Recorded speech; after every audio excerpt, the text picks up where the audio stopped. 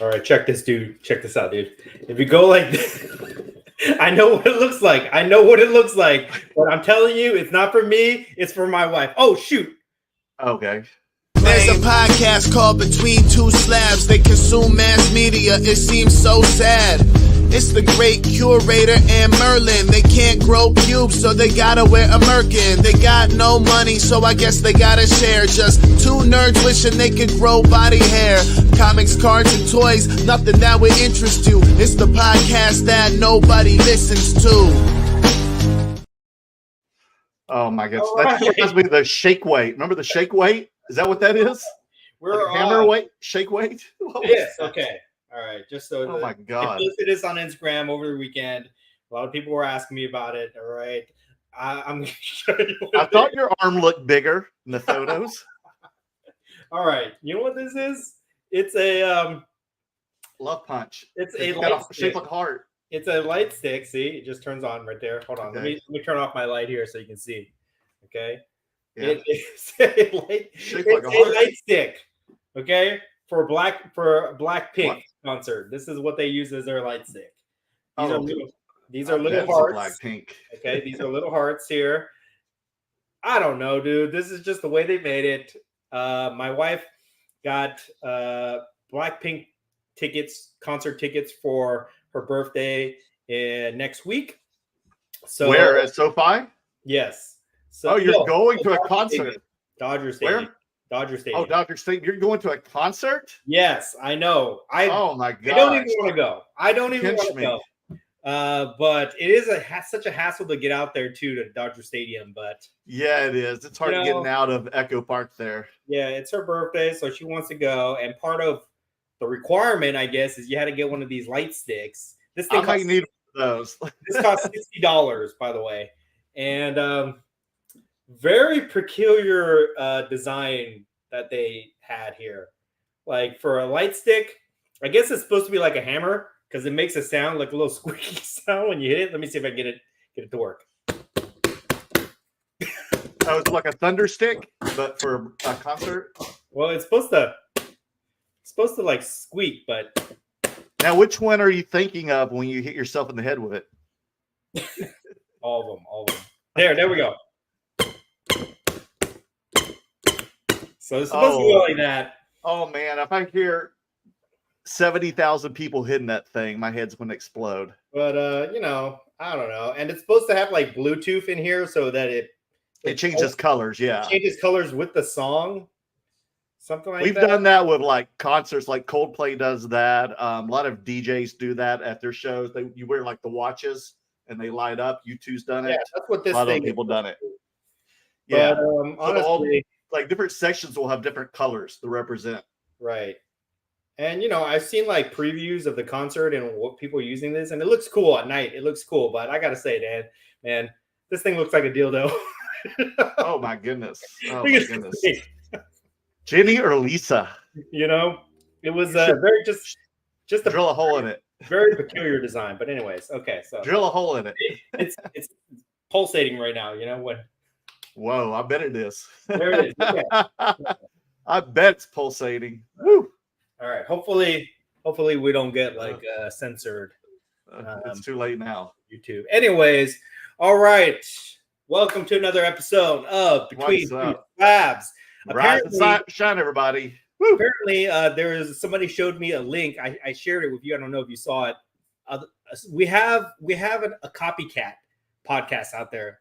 There's another podcast claiming to be Between Two Slabs. They're part of Whatnot or something like that. Two guys. I don't know who they are, but I just want people to know if you're seeing this, we are the original Between Two Slabs podcast. Yes. We got to do a cease and desist. All right. We're going to send a letter to them. Yes. Yes, please. You're the lawyer. Write one up, Dan. I'll serve it. All right. So we got that going. We don't have too much to talk about this week. There hasn't been too much hobby news that I know of, unless there's something that you guys want to bring up in the comments section here. So we're going to have a fun debate. Is going to be the main topic of tonight's podcast. Is we're going to talk about what is the best type of collectible out there, guys. That's going to be a fun debate that me and Merlin are going to have. We're going to weigh out all the factors that make a collectible, Collectible. collectible. But what makes it better than another? Like, are toys the best type of collectibles? Are cards, are comics, or whatever, right? So we're gonna have that debate for you guys in a little bit. That's gonna be fun. Before we get into that, we got a couple little topics to talk about from last week. But before we get into that, we are contractually obligated to mention our sponsors. So we have two sponsors right now currently sponsoring the podcast. That's right. And Slabmags. Merlin, I will let you talk about Veriswap. All right, guys. If you have a phone, I'm sure everyone here does that's watching has an iPhone or a smartphone, a Google phone, or a Droid or something. But you can download the Veriswap on your phone. You just type in Veriswap to the store. If you don't have it, it only takes about like 5-10 minutes to create an account and upload your graded slabs and get them ready for trading. Because, guys, have you ever had someone, like a stranger, you don't know who the hell they are, hit you up on eBay or Instagram or Facebook or whatever other social media app, X Threads, whatever it is, and they're, dude, like, I love that card you posted. Would you be interested in trading with me? And you're like, I can't do it. I don't know who the hell you are, and I don't want to take that risk. Well, guess what? Now you can take that risk because Veriswap is the middleman. Tell that person you don't know to get on Veriswap, look for those same items that they were looking for either on your social media or eBay, and tell them to make that trade. And y'all can, decide what trade you're going to make. And then you send it to Veriswap. Veriswap authenticates that what you're sending to the other person is authentic and validated. And you make sure both of y'all get the right cards that you offered in the trade. It's that simple. It's that easy. No more worries. Don't worry. You're not going to buy a case of original 1999 Pokemon and get back G.I. Joes. Okay. I know that's what Dan wrote, but you'll make sure not exactly Pokemon cards. Not exactly, but they do verify that you get whatever you guys negotiated through the slab. Exactly. So it's easy. It's free to use. Upload it. They'll just give you a very small service charge to use their services. But man, it's better than eBay and stuff. So and using that. What's a really interesting feature on the app that I noticed? What's that? Playing around with it, like when you're picking cards that you want to trade, there's a button on there that shows you eBay comps right away. Oh, really? Oh, listen to that, guys. Yeah, so you can actually click it and just see what the comps are to see what their asking price on it is, because some, from my experience, a lot of the asking prices are a little bit higher than and then you don't have to keep going in and out of apps to look back and forth. So they're always adding really interesting features. I know they're working hard and they take all the feedback from their users. So it's a pretty cool app. Check it out, guys. Use the link in the show notes below. Sign up for that, and then start trading and have fun. I have still not made my first trade yet. I'm actively looking for Marvel Masterpieces PSA 10s, and the original ones from the 90s, 1992. And there's only one guy who has those on the app, and he won't trade me for anything. So, but that's what why? Because he knows you or what? I don't know. He just doesn't want my junk. So, you've been offering junk. Yeah. So, anyways, have you tried a cash trade? I know you can do that too. Cash trades, Dan. I do, but I want to trade. That's the whole point of the app, trading. So, Veriswap. So check them out, guys. Proud sponsor of us. And then our next sponsor to talk about is Slabmags. You guys know that I love Slabmags. I use them all the time. I'm basically Mr. Slabmags, which is the reason they sponsor this podcast. But big supporter of our show. So we want to show off some of the things they have. I just recently put. Oh yeah, man. This is. Let me see if I get that to focus there. See, there you go. This is metallic gold, which is so shiny that you can't even see it. There you go. That's perfect, Dan. There you have it. You have it, buddy. Look at that. Oh, it's thick. Okay, I gotta try to get this in a way. Look at that. Beautiful. Oh yeah, right there, buddy. They just came out with this color. This is the metallic gold Slabmags, and these complement any gold card perfectly. The ones that they used to have are these kind of more dull, right, metal ones. They're not metallic, as you can see. They're not as shiny. Oh, I see the difference. I see the difference. Okay. One's super shiny, one's just not shiny. They just came out with these, and man, like Slabmags are a great way to kind of enhance the display of your cards. They're not for all cards because they are a little bit, expensive for a holder, but for a card like this Macho Man, which I value at $2,500, this is a great compliment. Oh, yeah. It highlights it in my displays. It's got UV protection. It protects it on both sides, front and back, and it just looks cool. So Slabmags, use our discount code Curator on their website. You can check that out. And please support them because they're a big supporter of our show. And they will be at Burbank or they will be at the Burbank Card Show in a couple weeks. The first time that Slabmags is actually setting up a corporate booth. They've been a small business for the last couple years. Essentially, they have dealers selling their mags at shows, but now they've ramped up, so they will actually have a booth, their own Slabmags dedicated booth at the Burbank Cards Show, and they're going to be having some exclusive colors there for that show. So check that out. Can't wait, man. We'll be there in 2 more weeks, guys. Yes. Okay. Yeah. Speaking of the Burbank Card Show, let's talk about that a little bit before we get into our other topics here. Yeah, 2 more weeks, man. And it's like the end of summer. You have all your inventory ready? I do, but man, I've been like waiting. Like I've had a lot of cards still at PSA. They're not even like value bulk. They're just like value. And they've been there since like the end of May. So hopefully they're like in QA check 1 right now. So hopefully I get them back in 2 weeks. Fingers crossed. They'll be close. What's your strategy going into my strategy to get down there safely, to sell a lot of things. I'm going to bring some raw type ones as well. Hopefully I'll get all the ones authenticated and slab back in time, because you don't really get a progress report on those, or the whatever it is, the bar on the top. So they just finish like the same day. But I'm going to do like you did, Dan, at the National, and have maybe the a discount box and like the $1, $2 boxes with just a bunch of raw cards and top loaders that I just need to pull out of here, but I never take on the road with me because it's just too much weight. Yeah. So you see how much I carry already. I'm going to bring a lot of dollar cards right there too, just to try to see if I can move them. I'm kind of experimenting right now to see like what the market is looking for right now. Right? Are they looking for? I don't think they're looking for super high end anymore. I think they're looking for more affordable stuff. And I'm bringing a variety of cards. I'm bringing Transformers cards. Oh, you do? Wrestling cards, MetaZoo, Playboy, Mario, Playboy. Wait a minute. Nude or clothed? No, close stuff. Covers.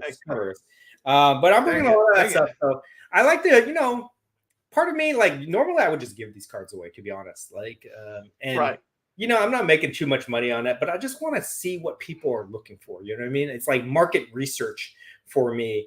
And then hopefully I can move some of my slabs. I've actually, after the National, I was looking at my box because I've got that big Zion case, the Goliath, and that thing was full at the National.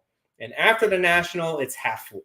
So I've gone through my inventory, my active inventory of cards that I want to move out. So hopefully I can move out another 20, 30 slabs or something like that. That'd be really nice. When I get to that point, then I've really downsized my inventory because I've moved a lot of it. I've moved a lot of my money into like original art and stuff like that. And are you going to bring original art to the show? I am. So first time I'm going to be showing it, and I guarantee you I'm going to be the only one there. I've got a piece getting framed right now. And when I bring this original art piece to Burbank Card Show, which is in Anaheim. Okay. It's called Burbank Card Show. When I bring this to the show, it's going to turn heads. I believe it. It's going to turn heads because it's a beautiful piece, beautiful work of art. I'm going to be talking about original artwork.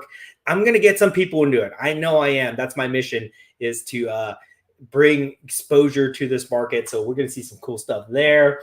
And who knows? I might even bring some graded toys. I'm just going to bring graded toys. Yeah, I'm just going to bring a bunch of stuff. We're gonna need like a back wall or something, Dan. Yeah, we're gonna see these things on. I like to stand out at shows. You know what I mean? I like to bring different stuff, And I don't think you have any trouble doing that. yeah. And one thing, this will be a great segue into the next topic about like going into different markets. But the Burbank show is going to be a real interesting test to see what people are buying right now. And then we have Dallas the week after that, so it's going to be like back-to-back weeks for us. So it's going to be crazy. But I've got high hopes that Burbank will be a crazy show. They better deliver. 950 tables? They better deliver on this, because if there's no foot traffic and they got 900 vendors there and nothing's going on, I'm going to be upset. But I have every bit of confidence that the promoters behind that show, EJ, Jay, the Card Father, they're putting all their weight behind this. So there's a lot of pressure for them, to be honest, hosting a show in Anaheim of that size. But I think they're going to pull it. Yeah, I think. Luckily for you, though, it's right down the street from you. Yeah, so it's close to me. So I mean, it's perfect. I would love them to have that show there twice a year. If that's the case. But we'll see. We'll see what happens. And I've got one of our buddies is staying with me over the weekend. He's going to come help me, Scott Wright of Next Gemz. Oh, Scott's coming to stay. Yeah. Yep, he's staying with me, and I'm going to show him around Hollywood for a day because he's never been to Los Angeles. Awesome. So he's looking forward to that and hanging out with Maverick because he's a dog person. Maria said he was allowed to stay over for the weekend because he loves dogs. Oh, awesome. Well, I'm sure you guys are going to have a great boys weekend. Yeah, you're going to be involved too, Dan. We're going to be down there at Burbank Card Show most of the weekend. All right. So getting into like trying out different things. So you remember last week I told you that I had some stuff coming in that was unique. And yes. I was going to test the waters with this and see what would happen. Okay. So now I have it in hand so I can tell you what it is. Okay. Okay. Right. People are going to laugh. People are going to make fun of me for this. It's that hammer again. But there's a madness. There's a reason to my madness here. Okay. So it's a Jenny Love doll. I was able to source a bunch of these. Oh my God. Focus. Oh my gosh. It's driving me crazy. Right there. Oh, Hello Kitty. Hello Kitty. Oh my God. You know how many women I've dated that loved Hello Kitty? Exactly. Check this out. Check this out right here. Why I don't date look at these cards. So I found these out. These are not like, so these are like, Chinese, Japanese style cards, but they don't have writing on it. So they look cool. And then on the back of it, they have this, whatever this is. This looks like some kind of. Oh my gosh. It's Hello Kitty. Opposite of what you would think from Hello Kitty. Like Hello Kitty's getting all like. They look like tarot cards or something. Yeah, astrological over here. Okay, but right? these are what I got, right? And I had a suspicious feeling that these would be a hit. Okay, so I bought a bunch of these cards just to try to test it out. Okay, and I'll tell you why. All right, remember when I pulled out the Disney cards, the Disney Pixars at Dallas, right?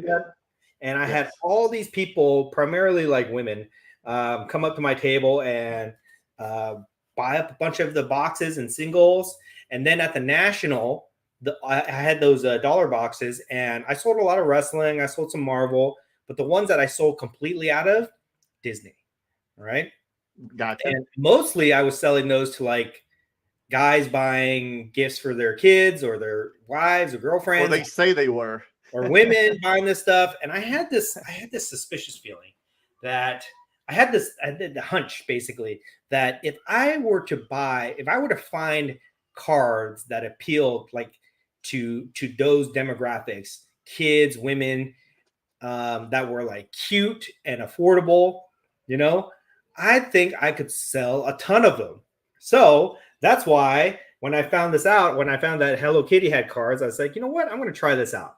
I'm going to buy some of these and I'm going to show people.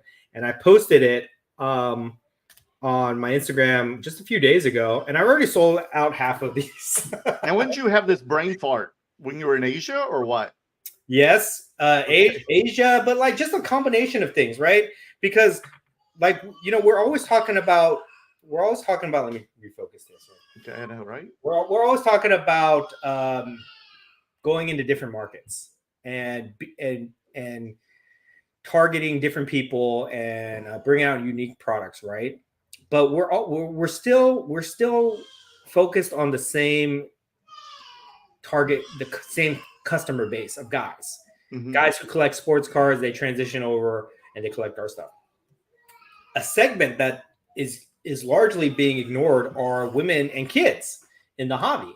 And we see them. I've seen more women and kids come to card shows a lot more lately, right? And I think a lot of these card shows, like the Union Marketplace and even at the National, they were focusing on kid-friendly environments and having stuff for them to do. And I always get people that go to my table and they ask me for random stuff, even my K-pop stuff. They say, "Hey, I'm looking for something for my daughter, for my wife, or whatever," right? And I just noticed they don't want to spend a lot of money. They're not going to spend like $1,000 on a card, on a slab, because that person's not going to appreciate it. But if you can get them something under $20, anywhere between like $5 to $20, they will spend that money because they're out there buying cards for themselves. And when they go home, they want to bring home a gift to, their kids or their wives or girlfriends or whatever. So, certain cards fill that requirement. The Disney cards do really well. The Pixar cards do well. Super Mario, the K-pop cards, they all do very well. But I think that these ones, this is the missing link here. This is what I've been looking for, these type of cards. Because when I showed them off, I got a bunch of DMs and I already got orders that I'm selling already. I'm already half sold out of my. Now, is it just like a base card type set, or are chase cards in there, or what? Honestly, I don't know. To be honest, you don't even know. Okay, I don't know what the hell these things are. It's written in Chinese or Japanese or whatever it is here. So I don't really know too much about this stuff. But what I do know, I can't read it, but what I do know is what do you know? I know what people love. People love shiny cards, and these are glossy. Okay, people love like refractors, and they have like a refractor finish to it. I don't know if you can kind of see that. I'm trying to show you. Yeah, I see it. Okay, people love color. People love variety. So I'm just applying the things that we would love in Marvel cards, for example, or Star Wars cards. I'm applying it to this, and I'm trying to find versions that have those kind of things. And so these are like the base cards that I found. Okay, I actually have this thing right here. So these things are selling like hotcakes. And I know there's going to be a lot of people that copy me, but whatever. I'm giving you guys free knowledge here. Okay. So these things have been selling like hotcakes. Okay. They come in this little package right here, like this. All right. So I guess they're like base cards, whatever. They're just, just like, this is like entry level stuff. Okay. Right?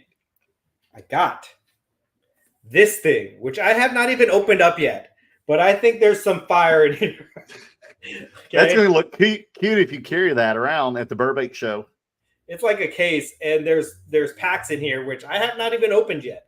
So I don't know, but I know I saw the previews, and there's I think there's like refractors and some crazy stuff in what? This box. Really? Yeah. So I'm going to open this at some point and show this off to people, but this is the good stuff right here. Okay? Oh, I can't wait. So Hello Kitty, and then they have a lot of friends. Hello, curator. They have a lot of friends. Check this out. So I got these packs, right? Like this. And these are all Hello Kitty's friends. So I'll be selling all this stuff. And wow. I think guarantee you. We're at the wrong show, man. I guarantee you I'm going to make a ton of money on this, okay? And then I'm going to have my eye on this. I'm going to have my eye. I'm going to be watching the believe me, transpire. I'm going to sell a ton of this stuff. I'm going to make a lot of money, okay? And here's my secret weapon.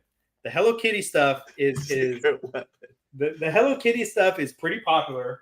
Okay, so I'm not having any problem selling that. But the secret weapon I have right here is these boxes. All right. I can't. Hold on. I need to open this up because they're like a cow or so. I can't tell. They're stuck together. So, okay. This box right here. This is Dan's not allowed to ever pick on me or tease me ever again after this. This is frozen, okay? You don't understand, Merlin, because you don't have a daughter. You don't have a child, okay? You don't understand how. But she is not selling cars at a card show. I am. These frozen boxes. I've seen these cards too. These cards will do very well. These cards are better than the Pixar card, than those white sports cards. But I'll be watching, man, yes, for sure. So watch that. So I'm telling you, these type of cards are what people will want to buy because they're not that expensive. They're fun, and they can give them as gifts and things like that. So, and the profit margin is pretty good on these things. You gotta let it go. Let it go. Yes. So anyway, so that's what I'm. That's actually what I'm going to bring most of this stuff to Burbank, and we'll see if it moves. That and my K-pop cards and everything like that. So it's going to be a very cute table. It's going to be different. It's going to be different for sure. So we'll see. You're going to have the cutest table at the show. I know that. I'll tell you, I'm going to outdo me now. I'm going to have a crowd around my table. I can guarantee you that. Oh, I hope you do. Right. Okay. So, anything else before we get into our main topic of discussion? No, I'm just, like you said, 2 weeks we have Burbank, and 3 weeks we have Dallas, and I hope there's people at Dallas because it is going to be the same weekend as opening football weekend.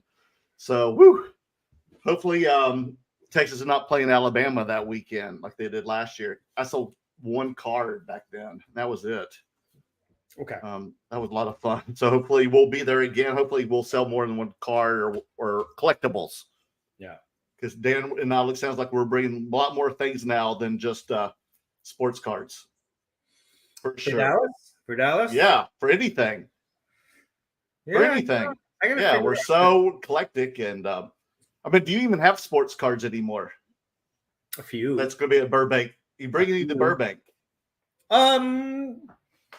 Just like maybe a handful, like 5 or. Yeah, me too. Not that much, I like sports cards. I just don't like getting railed on them. I don't like. I know, right? And then having it lose value almost immediately. You know what I mean?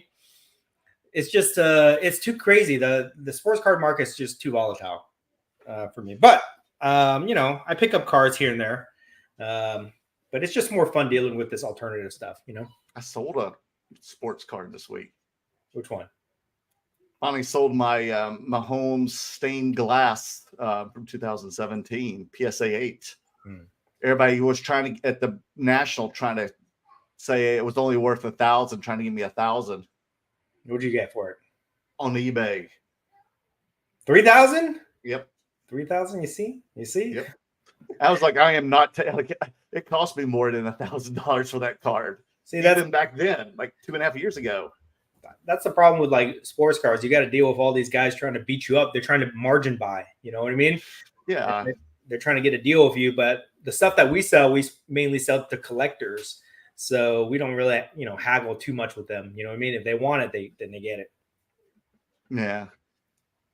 But, then I got hell, about spiking up the music card market because of that Prince card. I had someone posted it up. Can we talk about that a little bit? Because I thought that was a pretty interesting what happened. So to give you guys context, okay, I'm gonna get your opinion. I'm gonna get your yeah. I hadn't even told you all about it. So the story. Last week I noticed on Twitter. I was going through my Twitter feed and I had a post suggested to me, and it showed this Prince card that Merlin had. And some guy had taken a screenshot of his card. They posted it, and they were basically complaining, saying this is what's wrong with the non-sports card market. This card is priced way too high, and this is going to drive people away from non-sports cards. Something like that. I'm paraphrasing, but something like that. Right. So I'm glad to get tagged in it. I saw the card, and I recognized the card, and I don't know too many people that actually have it, and I saw that the label that is similar to the ones that you use. So I sent you that picture. Yeah. And I asked you, is this your card? Over a year and a half ago. Yeah. Yeah. And you said, yeah, that's my card. But that picture is like a year and a half old. Yeah. Almost 2 years old. It's not recent. Yeah. And I had just gotten the card and I just wanted to show it out. And you know how I always put prices on things, but I just wanted to, first of all, it wasn't really even for sale. I just got it. You know, I wanted that card. That was pretty my PC, but I put a price on it that was just so like outlandish that because I didn't want to sell it. I was almost doing the same thing last year with the Kurosawa, but damn, the curator bought it from me. Yeah, sometimes because I thought it was. What's that? Sometimes I thought it was just out of reach. So I was like, if someone wants this card, they can pay me $7,500. If they want the Kurosawa, they can pay me $3,500. And look, go what happens. So it was a Prince card. What grade was it? PSA 4. It's a 4. PSA 4. You had a price tag $7,500. Okay. Right. All right. So this guy seemed to be like offended by the fact that you had that card in there. He seemed to think that this card is like a $200 card or something like that. Yes. Yes. Right. Yes. And this is the same guy who makes the videos about like vintage sports cards. What's his name? Backyard? No, it's not. What is it? Should we say the name? Breakout. Yeah, okay. Yeah. I mean, whatever. Okay. No, I reached out to him. He was very nice. This is the guy that deals in like vintage cards, and he's commenting on a non-sports card, and I'm sure he's very knowledgeable. Non-sports vintage card too. On top of it, I'm sure he's very knowledgeable about like vintage cards, and he probably collects music cards. But I would put your knowledge about music cards over anybody in the hobby. Mm-hmm. Honestly, I would put your knowledge about anybody's over anybody's. Anyways, so you actually reached out to him to try to give him a little bit more context about it. And then you guys had a exchange, a testy exchange. What happened? No. He was very nice to me, and the only thing he said, he was really nice, and he did put a footnote on the post after that saying, what I told him, what you pretty much just told everyone out here. But he was like, it's a very common card. I'm like, dude, it's only a pop 25 total of cards, and the highest is an 8, and there's only 6 8s. So it's not that common. And that's the only thing that irked me that he did say that made me a little, testy. That he said, well, once everybody sees these cards, it'll be more popular. It's going to be more, abundant. And I'm like, well, it's not yet. That's kind of you've created a story that doesn't exist. There's only 25. And I think I see one maybe posted on eBay once every 6-7 months. That's it. Yeah. I've seen 6 since I got into it. And I told him but he was really nice. It wasn't as testy I'm explaining it was. And he did add a follow-up post to it after you gave him some context. Right. But I think the bigger issue, and this is not targeting that guy. No, I don't want to. I think the bigger issue is that people tend to price bash a lot, in the hobby. It's like, I just don't understand why people get offended when they see other people pricing their cards, even if it gets a ridiculous price. Like if you had a card that's worth $100 and you had a $10,000 price tag on it, I mean, I might roll my eyes, right, or I might laugh at it, but I'm not gonna screenshot it and post it on, Instagram or social media or whatever, and tell people that this is gonna push everybody away from the non-sports card market or whatever. Right. And when I got that card, there wasn't many people out there with music cards, slabbed music cards. And that was probably like my second one I owned ever at the time. And I had just found out about it through some of the guys, like the guys at PWCC and Next Gym about the card and some other guys. And I wanted to keep it for myself. And you see people now, you see people at shows, especially like Dallas. How many people come up to me to show me all their music cards? A lot.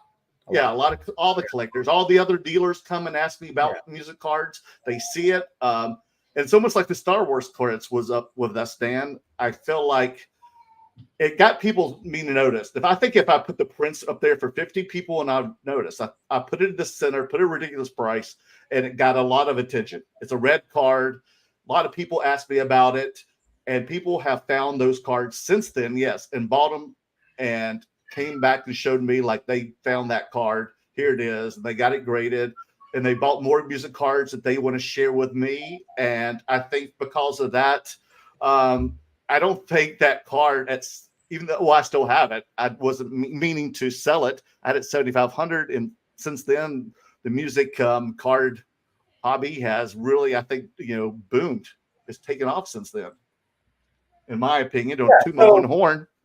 My takeaway from this is like, I understand what he's saying. He's he's basically saying like, this card should not be worth this much money. No. When you do this, it's going to deter people or put people off from entering the non-sports card, or what we call the pop culture market, right? But you're saying that you put that out there and it had the opposite effect. It drew people in. People were asking about it. People were doing research, and that got them to buy other cards and things like that. It's like, I feel like the thing about this is like, people need to stop price bashing other people or telling people what to do with their other cards. Mm-hmm.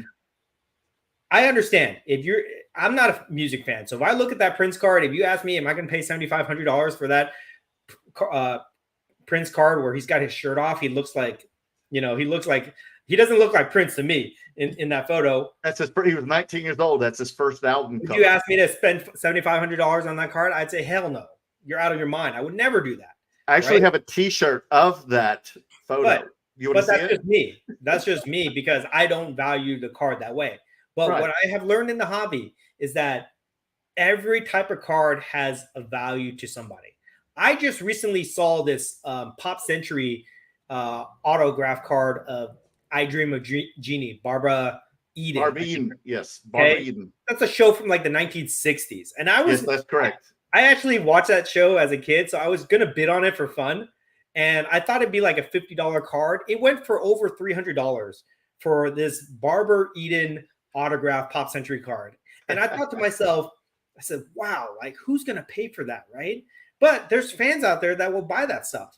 When there was a show one time when somebody had like Three Stooges cards, and I thought it was junk, to be honest. Three Stooges, who cares about that? I sent them over to you. You bought the cards immediately, and then you turned around and flipped them immediately, and you sold them. Right? And then since then, I've kind of taken notice that I actually saw in like PSA magazine or some other, like a Beckett magazine, Three Stooges cards, and they put those at like top PSA registry set or something like that. But they basically said like Three Stooges cards are super valuable. They are. And then just like other crazy things, like I've seen people collect pirate cards. I see our friend Gabriel in here from Florida. He collects like 1,800 pirate cards, something like that, and those things are expensive, right? So now the Mars Attacks cards. Yes. So my point is, like, every type of card, no matter how ridiculous it is, there's a collectible market for that, and those people will pay whatever they want to pay to secure that card, right? So the idea that somebody's going to go around who doesn't really have much, maybe as much of a knowledge about this particular card, the Prince card, as you, and to price bash you based off of what they think. I knew what he was doing. He was using like sports card multiples. He's saying like a PSA, whatever, 2 or 3 sold for this much, so you're going to add a multiple, so it's no more than this much. But that doesn't apply to rare cards, okay? Especially if this card is what you say it is. If it's the highest grade or whatever, Pop 23, if it's a rare card, right, those same multiples don't necessarily apply. But I think people just have to get away from price bashing other people, because you can do whatever you want with your cards. Sometimes I'll have like people on eBay message me and yell at me for a card that I have at the price that I have it for, or best offer, saying there's no way that card is worth that much. Sell it to me for cheaper. That's what, like, they're so offended by the price. And we just got to get away from that. We got to get away from all this price bashing, because look, this is what's going to happen. Okay. If a card is overpriced, nobody's going to buy it. It's going to sit there.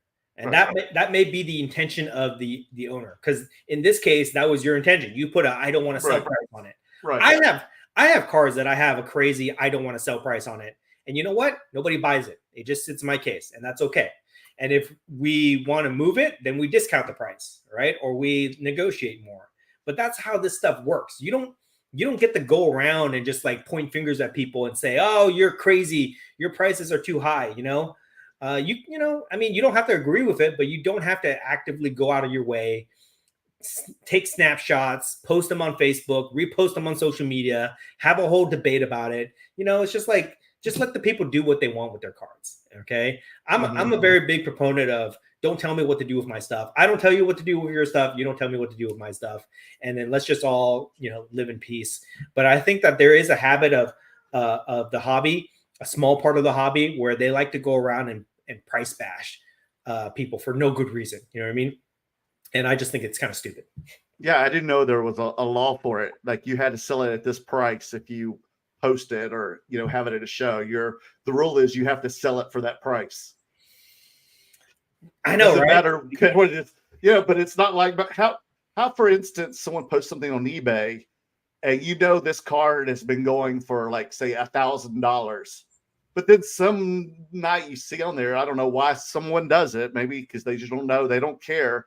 And they post it up there, buy it now for $50, and someone buys it $50. So now everybody has to sell it for $50. No, it's a free market. You know what I mean? Like, it's not my fault they sold it for $1,000. Like, how if someone sells Blackpink front row seats for $50 on StubHub, does that mean everybody else now has to go below $50?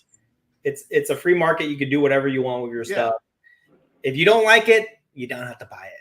That's basically it. That's just as simple as that. If you don't like it, you have to buy it, but you don't have to go out of your way to try to like humiliate somebody, because that's what he was doing.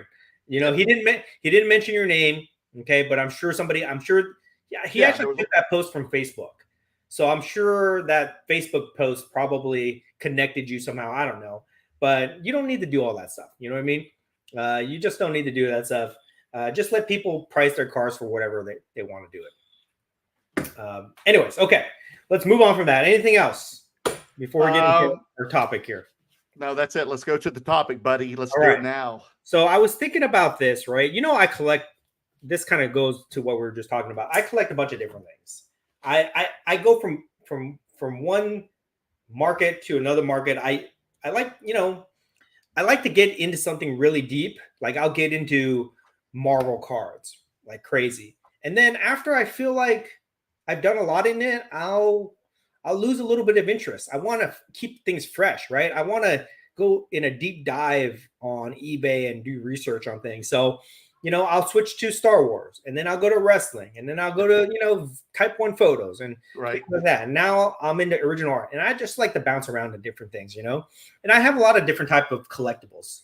I've got like toys and comic books, and cards and things like that. And then it made me start thinking, what is the best type of collectible, right? Like some people, they just love toys. Some people just love comic books. Some people love cards. But these things can cross over, right? Because the subject matter is the same across the board. Like you could have Star Wars toys, you could have Star Wars cards, Star Wars comic books, What is the best collectible, right? What has the best resale value? What holds what is the easiest to resell? What holds and appreciates the most? What is the best for display purposes? So I thought it'd be fun to have this debate with you, Merlin, about what is the best type of collectible. Okay, so I'm gonna pick like 4 or 5 different types of collectibles. We're gonna come up with a couple different categories, and then we're gonna kind of like determine which is gonna be the top collectible out there. Okay. So staying within our wheelhouse, I'm going to pick cards, trading cards. So this is everything: sports cards, pop culture cards, whatever. Just trading cards. Right. Just cards. TCGs also the same. Gotcha. Right? Just cards in general. All right. Cards, toys, because I'm a toy collector. All right. Comic books, original art. And original art can be fine art prints, just art in general, right? Okay, something you hang on your wall, right? And then memorabilia. This can be like autograph, game use stuff, whatever, screen use things. So those are going to be my 5 categories. Is there anything you want to add to this? No, that looks pretty good because I wouldn't know what else to add unless you want to add Beanie Babies, but I will put that as a toy.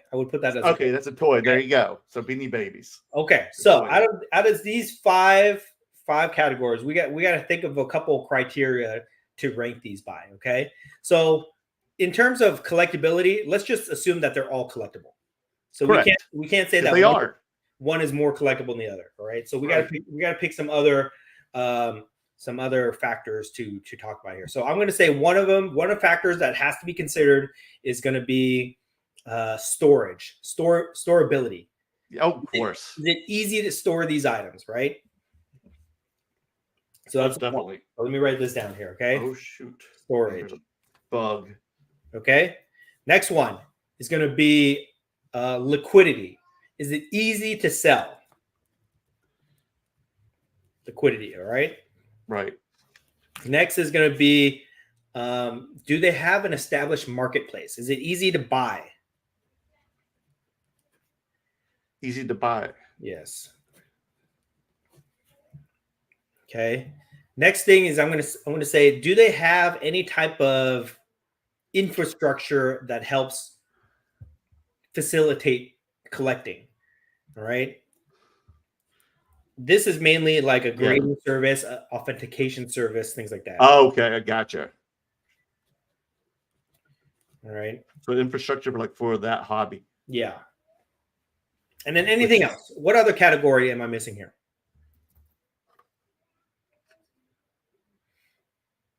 Let's assume that they all appreciate, they're all worth money, right? Let's just assume that. Yeah, well, something that's maybe not just like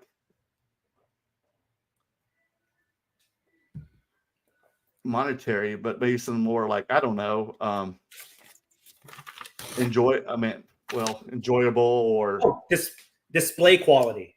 Okay, that's good. Okay, there's got to be some kind of like display art to it or something, like to show it off. Yeah.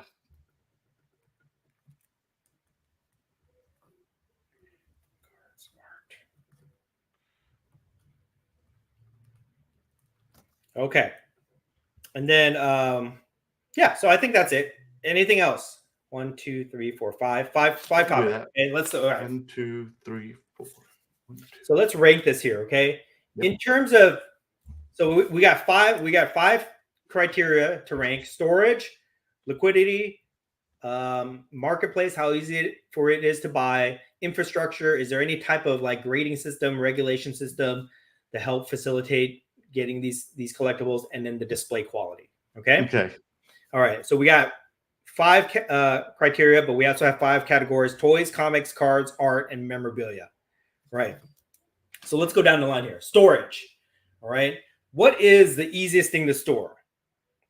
That's easy. Cards, right? Cards, yes. Cards, because so we're gonna give cards 1 point here. One because of the size and shape. Yes. So size, shape, like one Zion case that holds like 80 cards could hold an entire collection. I know most people have more than 80 cards, but really, if you had like a really consolidated, high grade, high value collection, you could really fit everything into like an 80 card Zion case, which is actually one of my goals, is to consolidate down to, 40 cards, 40, 50 cards, or maybe even less than that, to be honest. So I think cards are superior above all these other ones. Like toys really get no points on this because toys are hard to store. Toys could have that same shape as your Zion case. Yeah, they come in all different shapes and sizes. And the thing about toys that annoys me is that if you take them out of the box, to have any type of real resale value, you got to keep the box. So I have a whole basement full of like empty boxes. It's crazy, but that's what it is to be a toy collector. And even like with the graded toys, they come in these big, huge acrylic cases. They take up a lot of room. You know what I mean? So in terms of storability, I would give toys no points at all on this. Okay. Comics, I'll give comics a point on this because comics, they can lay flat. They have cases just like the Zions. They're basically the same thing as cards, but they're just probably like 10 times bigger than a card. Yeah, a lot easier to file. Right. So they're easy to store, but they're not as compact as cards. No. Right. Artwork. If you don't display your artwork, you can keep it in a binder, and it's actually same thing with like the cards. You can keep one binder. Here, I'll show you, for example. Yeah, I do that with my posters. You can keep one binder like this, and this could hold like 30, 40 pieces of art. Yep. Right. So you could have, and these art pieces, they could be worth, like let's just say, $5,000 to $10,000 each. You could have like a really substantial collection in this folder and carry it around if you don't display it. Right. So I'll give it 1 point for that. But let's be real. Most people want to display their artwork on the wall and they get it framed up and you only have so much wall space. Right. True. Okay. So there's that. And then memorabilia. Memorabilia is just like toys where it comes in all shapes and sizes and it takes up a lot of room. And same thing if it's like an official one from like a company where you have a box, you have to keep the box. Like if you had an Upper Deck authenticated, basketball, you want to keep the box because that's part of the resale value. So memorabilia to me has no storage points on that. What do you think? Yeah, no, because it's still, you don't know what size it's going to be or how much room it's going to take. It's undeterminable. Yeah, it's probably the worst. It's probably the worst out of all the 5 categories because you could have like a baseball bat or a hockey stick or a jersey. And that, if you have it on display, it's going to take up a lot of room, Like in my own displays here, these belts that I have right here, they take up a lot of room. You know what I mean? Mm-hmm. So based on this category, I'm going to give cards 2 stars as a point here. I'm going to give comics 1 star, and I'm going to give art 1 star for storability. But toys get no stars, and memorabilia get no stars here. All right? No stars. Okay. Okay, next one. Let's go to liquidity, right? How easy is it to sell these items? Pretty much you could sell a lot of these things on eBay. Like toys, for example, you could sell. So I would say toys are pretty easy, pretty liquid. So I'll give. Yeah, I was wondering that because it's such like a broader question than the last one was. Because it's just, if you find that there's certain people, that certain niche of people who collect this certain things, we would really need to know the percentage amount of people who actually do this, like a poll or a census. Well, I think they were done with. I think pretty much most of these things, there's going to be a large collectible market. Like these are exactly too crazy. It's not like these are like we're not saying like stamps or bottle caps or something crazy like that, right? Right. But I would say like toys, you could easily sell toys. If you throw up on eBay, you're going to sell it. Yes. Comics the same way. There's lots of different marketplaces that sell comic books, graded comic books. Cards the same way. Easy. The one thing, I'm going to get back to that. Okay. Art. Here's the thing about art. Art is not easy to sell. Yeah, I was wondering that. I'm going to not give art any points on this because really, yes, because you can't. There are no real. There's not like many shows where you can go set up like at a card show and sell art. Yeah. Like even at a Comic-Con, there's just a few tables that sell actual art. So it's not really liquid. You could throw it up on eBay, but you're not going to get the value that you want for it because art collectors, they tend to protect the value. So they don't let things run at auction a lot, right? Unless they send it to a big auction house like Heritage. But even Heritage, they don't have an auction every week like they do with everything else. No, with art. No, because remember, we also had that artist that had their booth right beside us. Right. And it took a lot of space, didn't it? Yeah. For like 10 paintings, maybe. Yeah. So, and like, and artwork is like it's hard to display too at these places. So it's hard to travel. It's hard to ship. So I'm not going to give art any points on this one because I would say it's a very specialized collectible that takes really, you have to find like an art broker to sell it for you, or you have to just take your chances and sell it at, let it run an auction, which most people don't like to do that. Okay. So I'm not going to give it any points on this one. Memorabilia.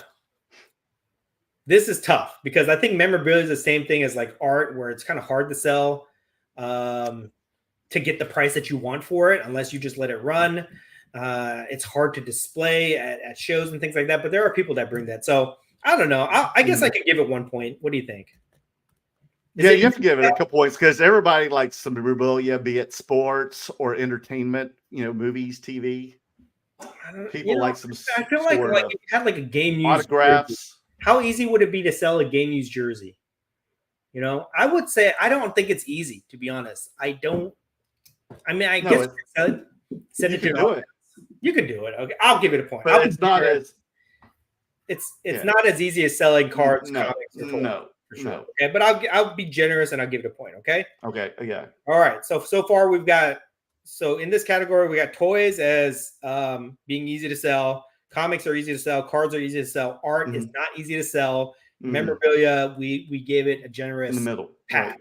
So we're going to round it up to saying it's easy to sell. Okay. So that's liquidity. All right.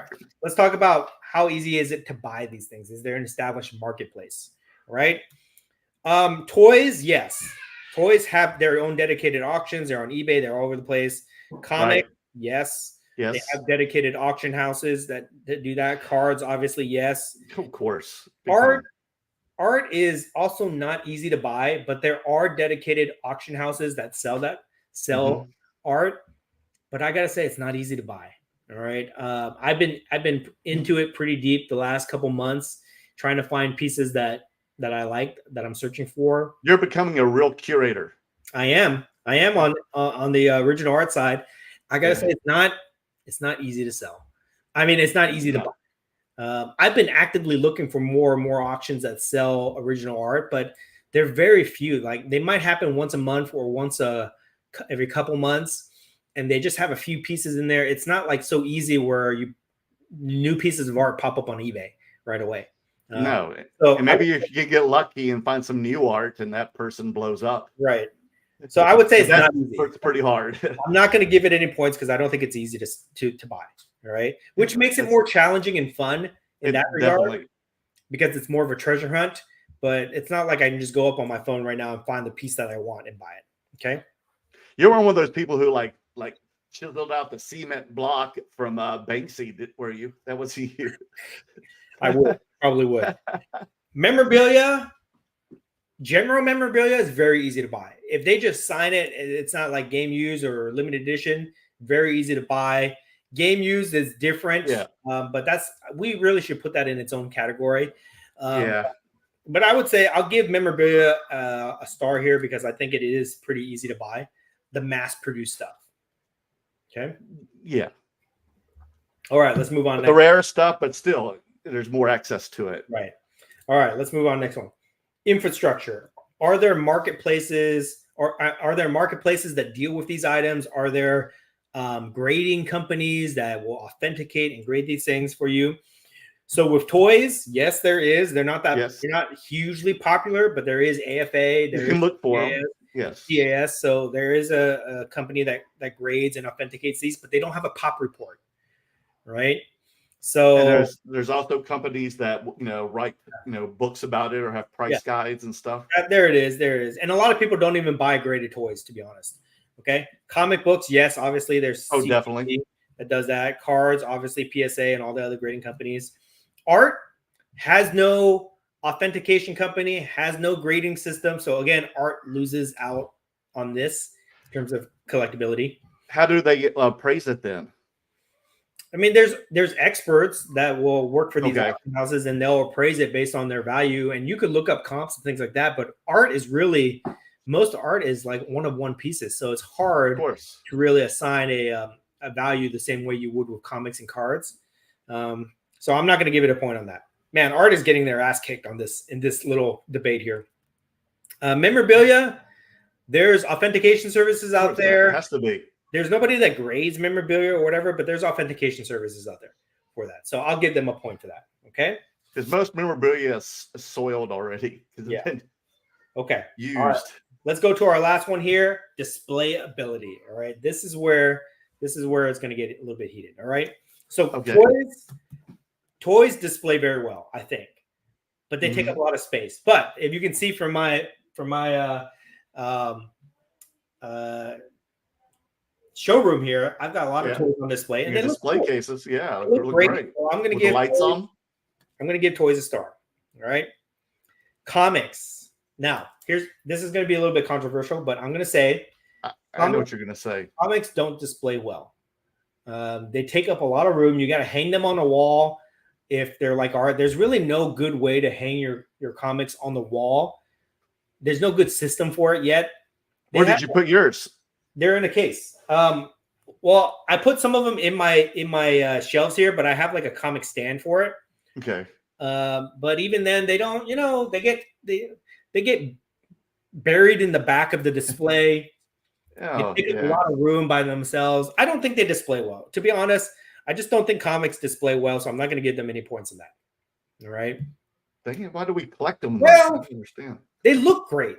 They look great in hand. If you're holding it in hand, I guess you could display. I don't know. What do you think? Am I being too harsh on this?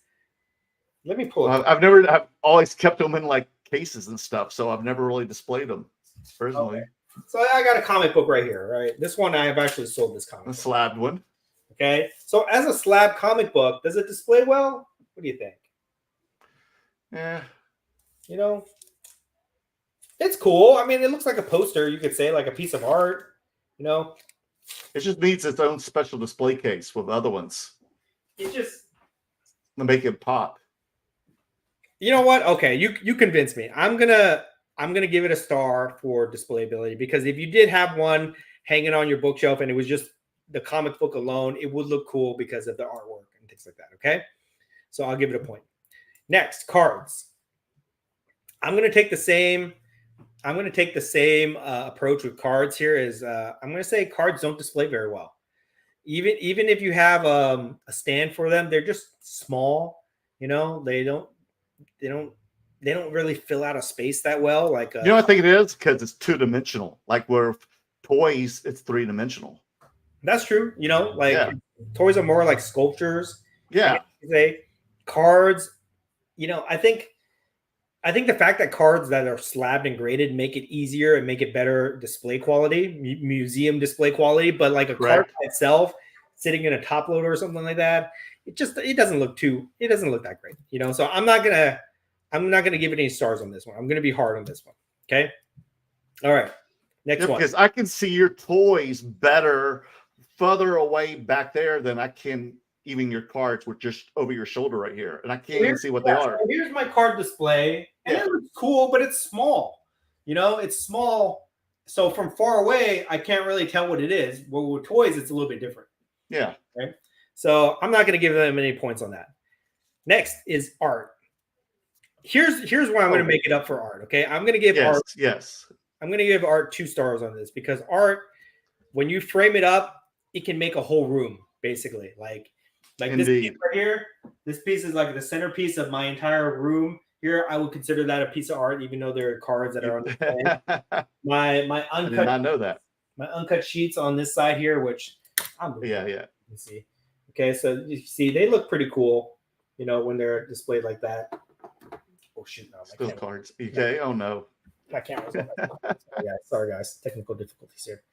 Okay, but art. This is really why you want to collect art, because of the display value to that. So I'm going to give them 2 stars for that. I don't think out of this category, well, I was going to say out of this category, art is probably the king, but now we got to get the memorabilia. And for display quality, I think memorabilia looks pretty damn cool too. I'm going to give them 2 stars on this one here. Mm-hmm. Because if you have like framed jersey, that looks really badass. It kind of tells a story just like the art does. Yeah, or statues or movie props, things like that. I'm kind of looking around to see what I have here. I've got trophies on display here. Let me pull out a trophy just so you can see. I don't show these things off very much. Okay. Now, is this one or what? No, I won this. I've had this for a while. I collect vintage trophies. People don't know. What? Yes, I collect vintage sports trophies. And they look awesome, man. When I put them on my shelf here, they look really cool. So, I don't think anything can really beat this except for maybe artwork. My belts here, championship belts and things like that. So I'm going to give them 2 stars on that. All right. So here is going to be the category. I think we might have to do a couple tiebreakers here, because out of my my very scientific grading system here, I have toys having 4 stars, comics having 5 stars, cards having 5 stars, art having 3 stars, and memorabilia out of nowhere having 5 stars. Okay, for this. So Let's let me see here. How can we do this? I think we should Okay. do another. I think we should do a bonus star for the one that has the best, dominates each category. All right. A bonus star. Okay. So Okay. going back to storability, which has That'd be the cards. cards gets a bonus star for storability. Okay. Liquidity. What is the easiest thing to sell? I'd have to say cards because of the Again, yeah. amount of shows. I wish Okay? it could be something different, but it's cards again. The marketplace, which is the easiest one to buy? Really, all these, but I would say cards. We'd have to say cards because that's the market that we know the best. Okay, this is starting to become a landslide here. Okay, infrastructure like grading system, cards, cards. Cards and more cards. Okay, 1, 2, 3, 4. I think cards has a monopoly on And this then one. display quality, I'm gonna give it to art. No, art. Art. Okay. So out of these new scores now here, we got toys having 4 stars, comics having 5 stars, art having 4 stars, memorabilia having 5 stars, but cards comes out as the winner with 1, 2, 3, 4, 5, 6, 7, 8 stars for cards. Dang, man. So based on Cards. this very scientific debate here, we have determined that cards are the most superior collectible out there. I'm still going to collect all these other things. I love them all, but I got to admit, just based off of the low barrier of entry to get into collecting cards, the amount of space that they take up, how easy it is to buy and sell cards. Really, the only knock on cards is the display quality, and that's even really debatable to a lot of people. But that's really the only bad thing about cards is that they don't display as nicely as these bigger items. But in every other aspect, they are superior. Would you agree? I agree, most definitely. All right, so we put it Most out there. Okay, so hopefully you guys enjoyed that debate. Do you have any mail days to show off before we get to the comments? Let me see if I do or not. Let's see here. I brought something here. Oh, I got this from. Oh my God, I bought this from Holland, and I think it's a Type 3, even though it's a Type 1. Can you tell what it is, Dan? No. It is 1975 Queen press photo. Oh, Shut- interesting. I think it's a Type 3, but it could be a Type 1. But I think the way these are made, they're Type 3. Oh, wow. This is great, too. This is a Type 1 as well, Dan. Can you tell who this lady is? Woo! It's my mother. It's my mother. No, kidding. It's Marilyn Monroe. Marilyn Monroe. Okay. Yes. Marilyn Monroe, 1949. And then this I got some two. Hold on. One more here. One more. Okay. Another Type 1. You see that, Dan? The back there? Okay. Who's that? Oh, Michael Jackson. Yeah. I saw our friend Cousins Collectibles in here. I think I know he's already yelling at me. Man is gonna want that one. Very cool. Yeah. So this is Michael. He's on his way to the Victory Tour 1984, which I was there. I was 14 and one of Michael's favorite boys. Oh boy, don't say that. Don't say that. Type 1 as well. You know those guys are one of my favorites. New Kids on the Block or no? Closer to my Beastie Boys? I don't know. Yes, Beastie Boys. Oh, We'll say, wait a minute. New Kids on the Block are my age. Beastie Boys are older than me. That's Type 1 Beasties, which I love. And then last but not least, another Type 1 dance. Because you see all that jump on the back, folks? Mm-hmm. I love how it says return to the library. I guess they didn't do it. They sold it to me instead. Guess who that is? Eddie Garcia? Jerry Garcia. Good Jerry job. Garcia. Yeah, I give you credit, Dan. Good job, man. Your I know music knowledge is that. Yeah. I was impressed, Dan, with your music knowledge, dude. You pass. I know a Still little. remain I know a friends. little bit. Okay. I already showed you all my like Hello Kitty and all that stuff. The only thing extra I'll show you is I was got some of these too. is not the Bloodline booklet because you've seen that already, but I found Yes. a case that fits the Bloodline. Woo! Oh, where'd you get that? Yeah, so there's a guy that That's makes these cool. custom cases, and I think it's badass. Huh? I got the nice little red. It is, man. Yeah, so it Did yeah. he custom make that for you? Yeah, he has. Well, for this size of cars, because there's a lot of these Yeah, I was wondering. three-panel booklets. That's sweet. I got this, so now I don't have to like keep taking this in and out because I felt like I was damaging it. So now Yeah, that is scary to do. I To keep display it like this. keep folding and unfolding it. Yeah. Okay, let's get to the comments here. I know we got a lot. I know a lot of people were chatting it up here, so let's get to some of these Let's comments. do it. Okay, thank you guys for Comments. being patient with us. Pittsburgh, Anthony, dude. What's up, gentlemen? What's up, Anthony? Hope to see you soon. Gabriel, hi, boys. Are you back in South America? That's an eye doctor. Yeah, CV Sports Cards. Adrian, what's up, Chiefs? Hope the Chiefs. Anybody watching the quarterback show on the Netflix or Max or what? I forget what's on. Mark the Collector. Hello, party people. Gabriel got a few piggy banks cards. Congratulations, young man. I think I started a wildfire here with these piggy bank cards. Which is good and bad, right? It's good that he's getting exposure and people are buying his stuff. But I mean, it's bad because I'm not getting the cards that I want now. Like I tried to get a couple cards from him recently, and he's like, "Sorry, dude, I sold out of them." Way to go, Dan. Way to go. You know, he did give me one. Let me show you this. I actually just picked this up from I him. got a couple from him too. He gave me last year at the Burbank card show last year. Check this out. I just picked this up. This is a Messi, King Messi. Ooh, King Messi of Miami. Yeah, check that out. Is that the Miami kit he has on now, or what? Yeah, it is. It is. Oh, wow. And I think they just won today, I believe, over Philadelphia. Can we talk about that real quick here? I feel like, is it me or does Messi look like he's playing with like high schoolers?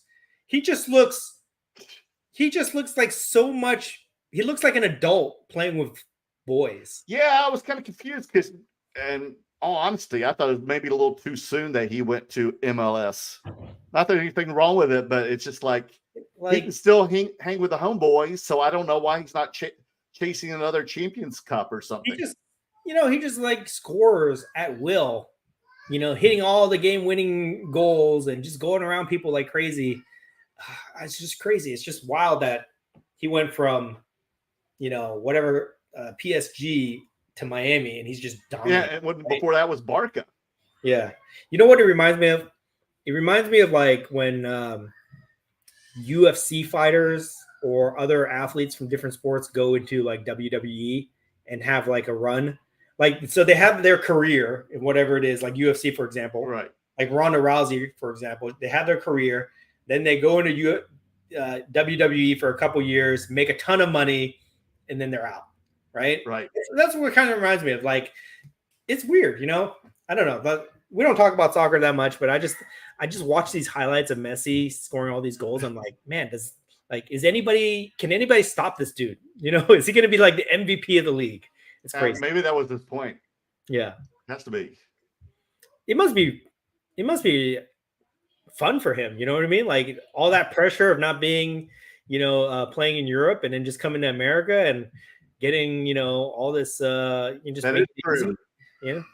He did seem stressed when he was at PSG. Yeah. Let's see here. Big John Collector's Cards. What's up, John? M2 Fast was the big review. The Hello Kitty cards. Yes, it was. It is, guys. You make fun of me, but I'm telling you, I'm making money on that. I'm making money. Trader Grips Adam, man. How do you decide which lava lamp to fire up? Well, I got to get a new light for the blue one. I've had that one for 35 years. How is it? Like I had a lava lamp one time, and then it just stopped. Like the wax inside just like clumped up or something like that, Well, you can unclump it. You just need a new light bulb. Is that what it is? Yes. Just doesn't get hot enough? Okay. Well, I threw that. You just need a new one. Because it's always going to remain wax in there. It doesn't change anything else. I can't believe you still have lava lamps. When I was a kid, though, lava lamps were like, I wanted a lava lamp so bad that when I finally got one, I thought it was so cool. I think I broke it, actually, to be honest. I had an orange one. I think I broke it, but I remember. Yeah, the blue ones, the collectors, they don't make them like that anymore. The newer version is the one that's on right now. I got it for Target for like $5. What's the difference?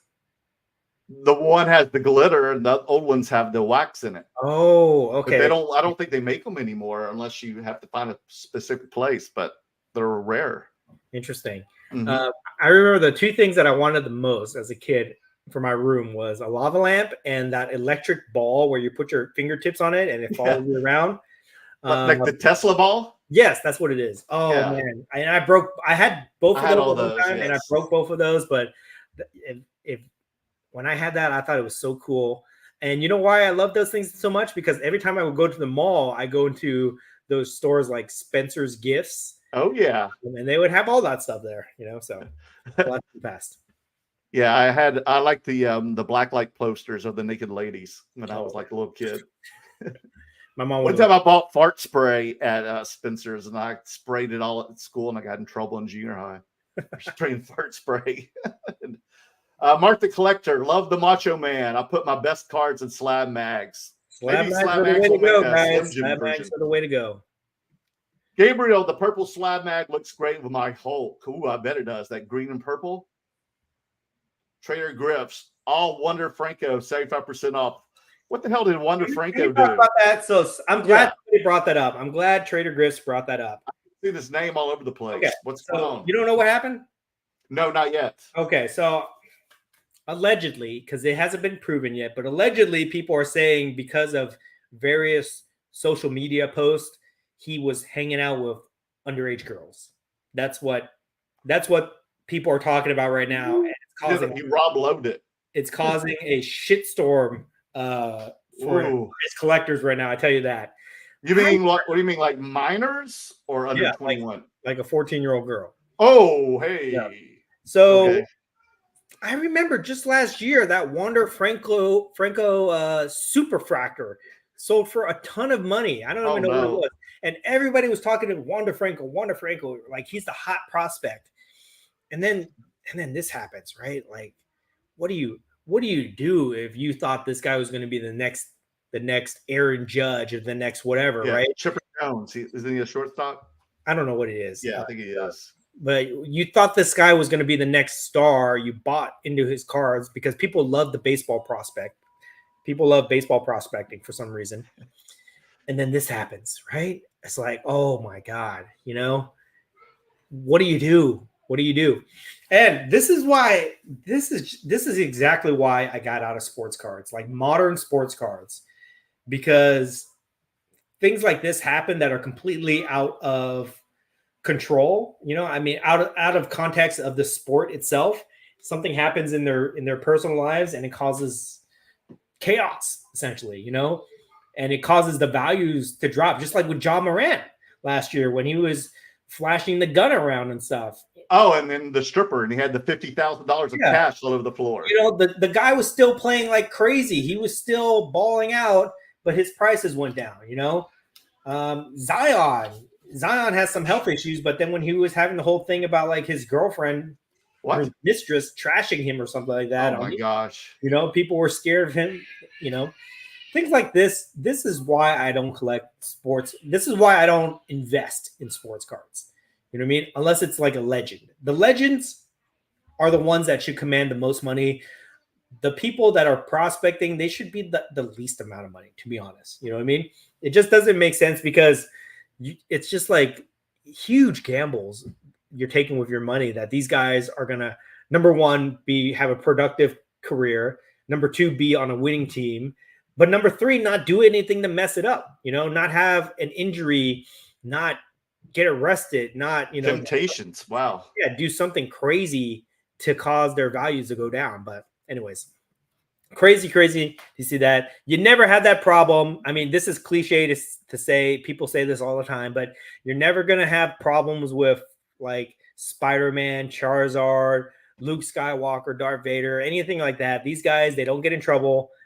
You know, I don't know. I saw my Charizard walking down the streets of LA the other day. somebody Up made to no good. Up to somebody no made good. funny content. This guy Cassius Clay or Cassius Marks. He's like a Pokemon content creator. Yeah. He made this funny comment. He's saying like Charizard's never gonna get accused of rape, you know, or Ooh, hey, now anything like that. So let's hope not. these things happen. And then also, you know, here's another point I'll bring up, and then we'll get to the rest of the comments here. You know, like with sports, right? Like we might collect the legends. We might collect guys from the 90s or 80s that we love. Magic Johnson, for example, Larry Bird, Kobe Right. Bryant. You know, I'll put Kobe out of that, but like other guys from the 90s, maybe, right? Hakeem, David Robinson, Jordan. Of course. But kids today don't necessarily collect those people. They want to collect Ja Morant or, you know, Something current, yes. somebody Topical. current, right? But if you go to the store and your kid's trying to buy toys, they're going to buy Darth Vader toys. They're going to buy, you know, Spider-Man toys. These characters just keep getting recycled every generation over and over again. They're not going to get outdated. They're not going to get, you know, they're always going to be relevant as opposed to like sports athletes. So somebody made that comparison. I forget who said that, but I was like, oh, wow, that makes sense, right? That makes sense. And then when we get middle-aged, we do it all over again. We buy the toys all over again. Yeah, right. So it would make it just makes more sense. If you're collecting, you can collect whatever you want, right? But if you're investing, if you're thinking towards investment and what is going to be most relevant, you're going to collect these things that are still relevant when we were kids, that were relevant when we were kids, and it's still relevant today. True. That's why I love Marvel. I love Star Wars, Disney. You know, that's really like, I mean, you know, wrestling's different because we love the old characters, but you know, newer people might not care about the old characters like Hulk Hogan or Ric Flair as much as they do like Roman Reigns, right? So same thing in terms of like relevancy, but like these other things, Marvel, Star Wars, Disney. I'm trying to think if there's anything else here.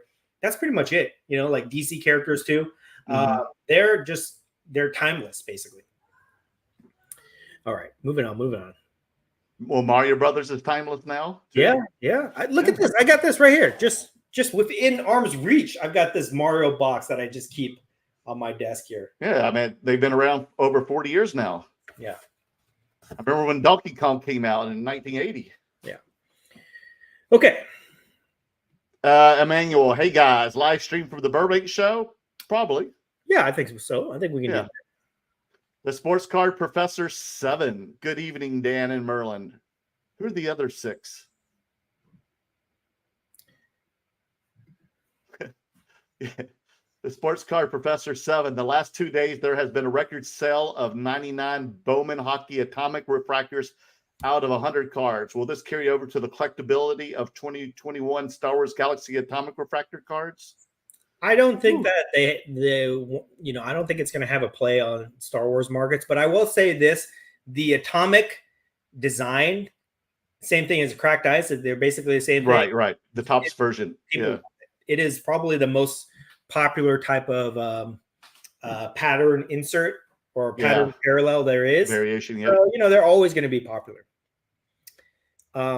Side note about this, I recently learned that, you know how they get that pattern on the card?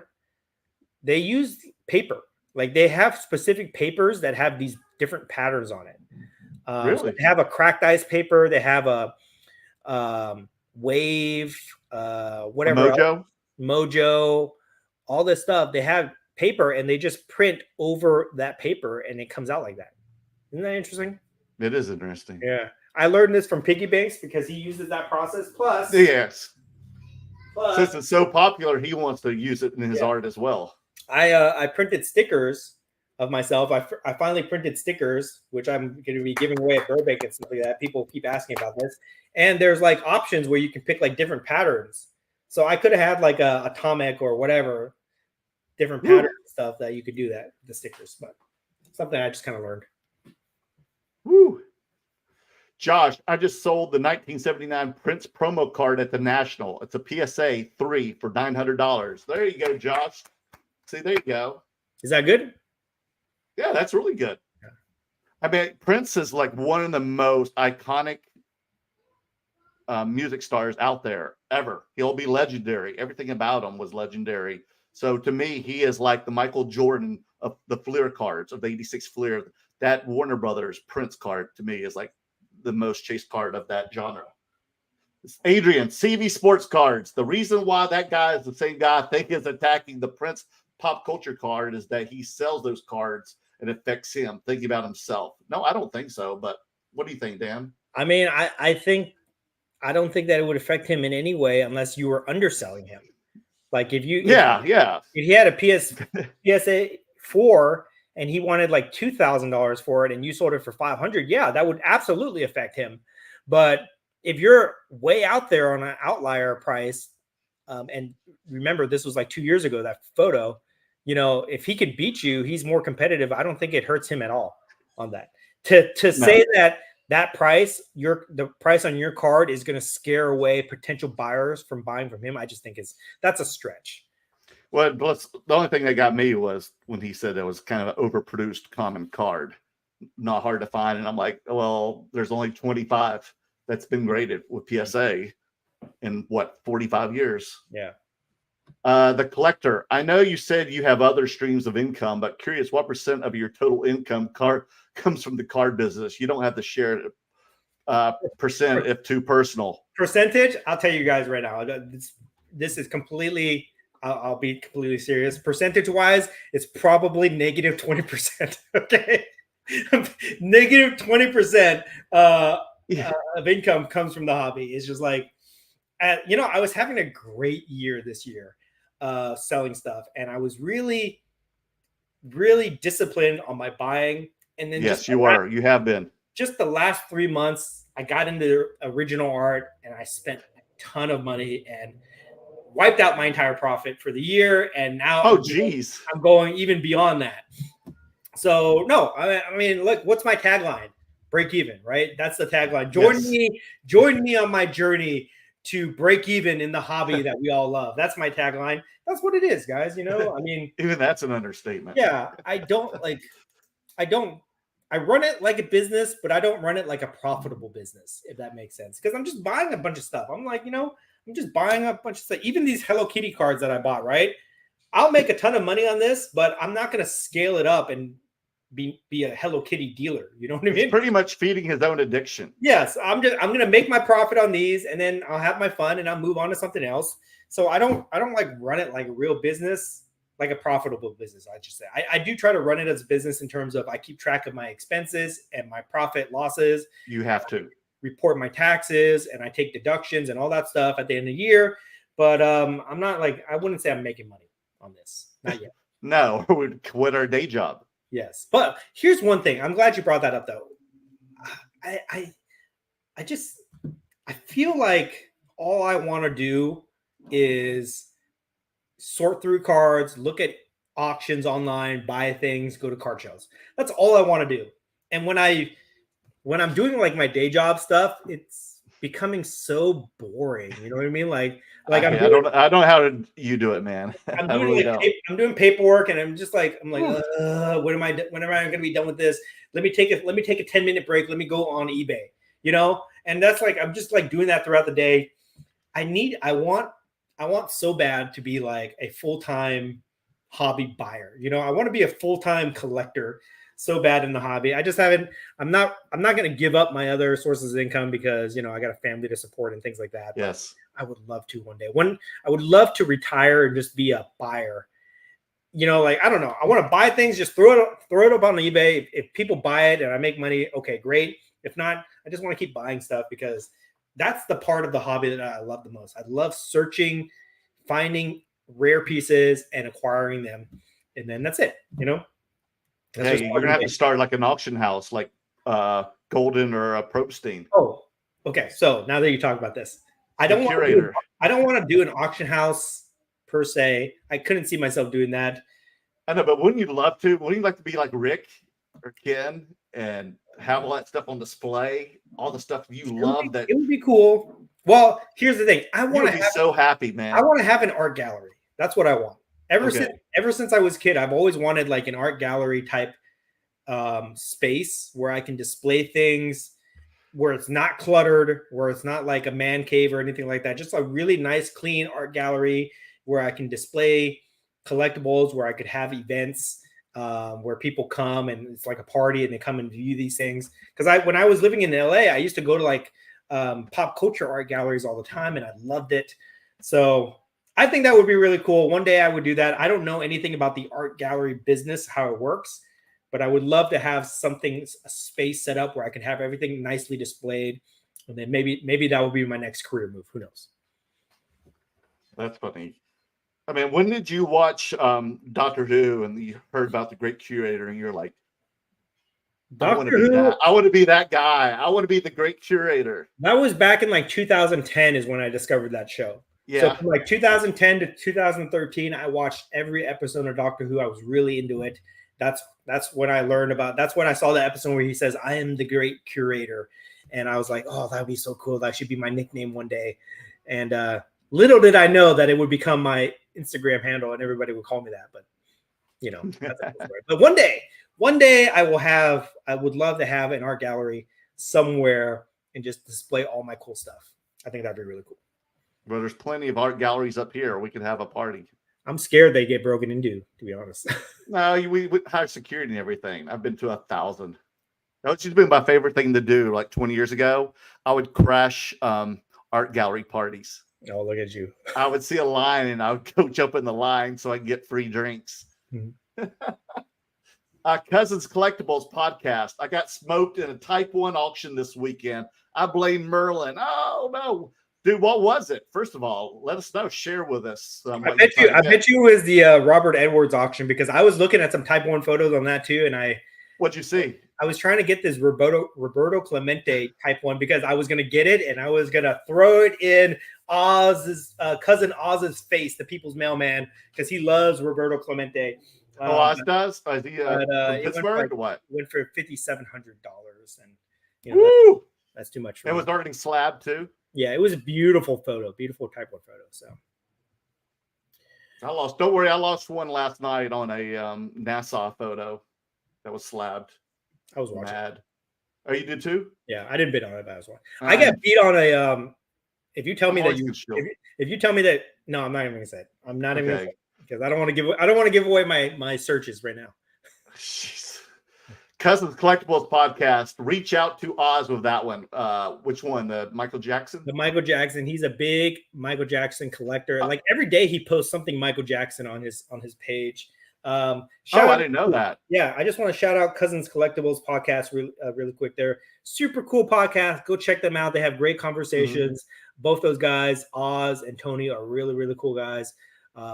Good for the hobby. Great podcast. I think they've surpassed 100 episodes already, I think, with their podcast. Congratulations. So they're out there grinding for sure. So, and they're big supporters of us, so we want to support them too. So check them out, guys. Some Michaels, I bet too. Hey, hung so big, Boogie Woogie. Is it Jimmy Valiant? It is Jimmy Valiant, I think. The Boogie Woogie man, yeah. Who knows what else card wins in over production? You know what else cards wins in? Oh, that's from the categories we're doing over production. That is a good point. And then I was highlighting his comment, but then he put a bunch of other stupid comments. So I'm gonna have to put him on timeout. Okay. All right, Hung. So you're gonna have to go on a little. Hung so big. I'm not gonna block you. Okay. Free guy. I'm put you a timeout. Okay. Timeout, kid. Okay. They're like it's Jimmy Valiant icon. Carlos. Prospects are wild cards. Yep, they are. Why do people do that? Why do people love to prospect to baseball prospects specifically? Like, I don't understand. Like, they'll buy cards, they'll spend good money on cards of guys in the minor leagues, and you don't know when these guys are going to get called up to the big leagues, right? It's crazy. God. I mean, do people do that in college and like? Do people prospect on college basketball? Do they? Do they? Yeah. But college basketball cards are not worth anything. College jersey cards are worth money. It's only in baseball that they do this. It's so crazy to me. No, but a lot of my like those football, the Leaf All-American ones I was buying when I had like Trevor Lawrence and stuff. Oh my God, I was selling those like hotcakes during the pandemic.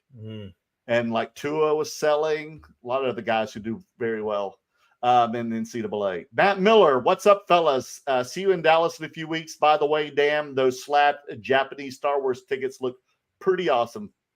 I did. I finally got the tickets that I got from Matt at Dallas like last year. I finally got them slabbed up. Oh my God, it took so long. It took like, man, they got a backlog on tickets or something. So it makes me not want to get graded tickets anymore because it took like 6 months to get those. Yeah, I still have Greg's from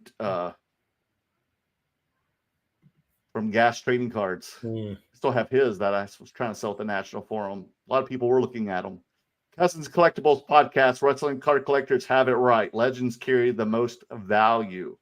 That's like Rock, Hogan, Ric Flair, right? Yes. Stone Cold. Why is it like with wrestling, we treat the legends as having the highest value when in all other sports, it's not like that. It's like the newest, hottest guy has the highest value for cards. Like, did you see? I'm going to pull a football example here. Did you see that? What's that Manning kid's name? Archie Manning? Is it Archie Manning? Archie, the one that's going to Texas? Yes. Yeah, Arch Manning, yes. You see, his card just sold more than the most valuable Peyton Manning and the most valuable Eli Manning card ever. How is that? How does that make any sense? That Arch Manning. That's her nephew. Yeah, college football card. Because he's going to Texas, that's why. But he hasn't done anything. Doesn't matter. Yeah, so you should see how much did it go for? Like over 100,000. What? Yeah, over 100,000. Oh, I didn't get anywhere near that with my one of one Trevor Lawrence. So I thought I still did pretty well. So the point is, like with wrestling makes sense, right? Where legends like Hulk Hogan, The Rock, their cards command the most value because they've done the most in the industry, right? But like even wrestling, even though that wrestling is scripted, it still follows the same pattern as like sports, where there is a young guy that gets pushed in the storylines, and he's like the front person, and then guys that are really relevant that are currently wrestling, like Roman Reigns and things like that. So it still follows that same pattern of like sports, right? But we still value the legends more than we do the current guys. Correct. And I think the sports community has to like look at that and say that makes sense, right? That makes sense. I mean, especially when we were just talking about Wander Franco and that this fiasco that's happening with that. Now we're talking about Arch Manning, and who knows if that guy will ever even make it to the NFL, right? Or be a starting quarterback. It just makes more sense that the legends should be valued the most. But here's where I'm going to go back to the point I said before about relevancy. Like when Darth Vader, Spider-Man are more relevant today, or just as relevant today as they were when we were kids. Mm-hmm. I think the problem is that the legends in other sports are just not as relevant today as like compared to like wrestling guys. Like The Rock is very relevant because he makes movies, right? Hulk Hogan is still around. Hulk Hogan still comes and shows his face every once in a while. He's on social media. He's doing all these things. So I think with wrestlers, they maintain a sense of relevancy to an extent. Also, I would say like with wrestling community, we're more collector focused. And a lot of us grew up watching these legends. So naturally we would spend more money on the guys that we watched growing up. But I just think it makes more sense that way, But if, say, like Panini still made Michael Jordan cards, those Michael Jordan cards would still sell well. Do you agree? Yeah, Jordan's iconic. There's guys that are iconic, and I think that Jordan is the only guy that has for a mantle iconic stance. Like Magic Johnson, his cards are not worth as much money, even though he's a top 10 player. Right. How about Mickey Mantle? Mickey Mantle's iconic status, right? So there's just a couple guys that have that, and I guess you could say that in wrestling too, right? In wrestling, Rock, Hogan, Stone Cold, that's really it. That command the most. Ric Flair, a handful of people. So I guess you could make that argument that only guys that reach iconic status can really have lasting value. And in wrestling, maybe it's easier to reach that status. Yeah, but I really think wrestling really gained its momentum and it's like golden years in the 80s when we were kids. That's true. And like if we're actually going to look at it, like Hulk Hogan, if we're going to use Hulk Hogan as the example here, he was wrestling in the 80s, the 90s, the 2000s, and even the 2010s. Ooh, gosh. So his career spanned 4 decades. The Rock, 90s and 2000s, and he's come back a couple times since then, and he's become a bigger star. So I guess we call them legends because they're retired, but they're still like really relevant today as opposed to other guys. So maybe that's it. Maybe it's just how relevant these guys are, and that is what determines their value. Like Wander Franco a couple of years ago, when he was coming up, he was very relevant. Kind of like Arch Manning right now. People are saying he's going to be the next greatest thing. It's very, very relevant. Whether that actually happens or not, who knows? Now, what would you think? Where would you put Roman Reigns and MJF? MJF is still young. He could fall off the map right now, and people would. He could date an underage girl, allegedly. And I'm sure he'd probably do something stupid like that, to be honest. Roman Reigns, I think Roman's become a made man where he's going to be like top dog. He's going to be in that status, like, he's a legend for sure. But the only way that he can get bigger is if he goes to Hollywood, I think. He needs to have a second career doing something, and then he'll stay relevant. But otherwise, he'll be as good as like Randy Orton, And Randy Orton's a legend, but how relevant is he? The Collector, enjoy your content regardless and love your tagline. Appreciate that. Which is your tagline again? Say it one more time. Join me on my journey to break even in the hobby that we all love. Jose Villa, when it comes to card collecting legends and Hall of Famers, you can't lose. True. Trader Griffs, you should start promoting shows in places like Newport, Laguna, Dana Point. These local shows keep moving further inland. There's so much money at the beach. Well, Adam, sometimes it's really hard to get to the beach in and out of traffic over there. Whew. I don't know of any other shows. I know that there's the Newport Showcase that we've been to. The EJ does that. I don't know any Laguna or Dana Point shows. I haven't heard about those, to be honest. Has he done a Newport show in a while, EJ? No, he's moved on to Burbank, so that's good time now. That's just one big thing. It's like doing Coachella. Cousin Collectibles podcast. It was Roberto Clemente on REA. See? Oz is the MJ guy. I was bidding on that one too, Tony. I thought if that was going to be under like $1,500 for a Type 1, I was going to get it. Yeah, because it was a really cool photo. He's like holding the bat like this, like a gun, but it wasn't like doing something different. It wasn't, it wasn't off of a card. It wasn't like a historic moment or anything like that. So I didn't think it was going to go for that much. It didn't even have like a lot of stuff on the back of it to tell the story, to be honest. But it went for $5,700. So pretty. Do you think that's what's important then with Type 1s is that it's something more different than like the usual thing you want to see in a photograph that's more desirable? I think so. Okay. I'm going to give you guys some secrets here. Okay. So the people that have been stuck with us this whole time here, I'm going to give you guys a little bit of secrets. So before Type 1s was all about either portraits, like just like a face, or some type of moment like that, like they're hitting a home run or something like that. Right.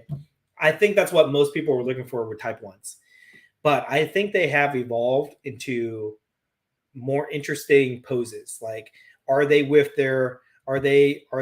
another Hall of Famer, right? Are they doing something interesting? Like, I remember one of my friends, Dave, he showed me a photo of Babe Ruth playing golf, right? In a whole golfing outfit.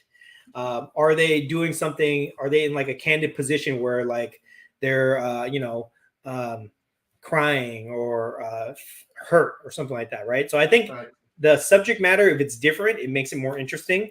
Plus, the back of the of the photo, if there's like something that tells a really interesting story to it, I think that helps a lot. And that's what people are looking for these type ones. Agree. Oh, here's our buddy James. You looking for something? That was. Keep going. James, yo, and hello. What's up, James? Hope you're feeling better, buddy. No, his back was hurting him at the National. T-Rex loves leftovers. Love that name. What are each of your thoughts about Garbage Pail Kid cards? What are your thoughts on the 80s series comparison to where Garbage Pail Kids are today? Of course, the vintage, because, the Gen Xers that were big into it. I was into it big in the 80s. I had a bunch of stickers. I even have a box in my closet right now of the UK series, one of them. And then I have another, I think, series 3, an open box that I kept since high school. But they're nostalgic like anything, so they have collectability. Dan? Garbage Pail Kid. Yeah. They've got a big community. I used to think that they were like small time stuff. I used to think they're not my thing, to be honest. They kind of like gross me out, to be honest. But I have met a lot of Garbage Pail collectors and people have asked me continuously, do you have any Garbage Pail stuff? And we see these things go to auction. We see boxes, we see uncut sheets, we see like PSA 10 graded, Atom Bomb cards and things like that. Yes, the Atom Bomb that even at the National, they had like big displays of Garbage Pail Kids. You put your money into that vending machine to get some cards out of that, right? So I actually think that the Garbage Pail market is a lot bigger than we know of. We're not in it, so we don't know that. But even at the National, those two guys from Detroit, Paul and Matt, Paul and Mike came and they gave me Garbage Pail Kids cards. I'll pull them out right here. I know they're watching. Okay? I have some too. I know that they're watching. Let me see. Do I have it here? Maybe I don't. I don't have it on me where I can pull it out real quick here. But they gave me some to because they collect it and stuff. So I think the market is actually there. We just don't know about it.